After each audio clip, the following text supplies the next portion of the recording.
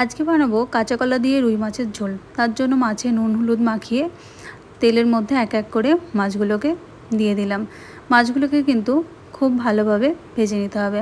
এক পাশ ভাজা হয়ে গেছে, আমি মাছগুলোকে এক এক করে উল্টে দিচ্ছি। এরপর মাছগুলোকে আমি তুলে নেব। তারপর ওই তেলেই ফোড়ন দিলাম কালো জিরে, কেটে রাখা কাঁচা লঙ্কা আর আলু দিয়ে কিছুক্ষণ সময় ঢেকে রেখে ভেজে নিতে হবে। তারপর ওর মধ্যেই দিয়ে দিলাম কেটে রাখা একটা টমেটো, চেরা কাঁচা লঙ্কা আর আদা আর কাঁচা লঙ্কা বাটা, আর দিয়ে দিলাম জিরে গুঁড়ো। মশলাটাকে কষিয়ে ওর ভেতরে দিয়ে দিলাম প্রয়োজন মতো জল। জলটা দিয়ে ফুটে আসলে তার মধ্যে দিয়ে দিলাম নুন আর হলুদ আর একটু চিনি। তারপর ভেজে রাখা মাছগুলো দিয়ে দিলাম।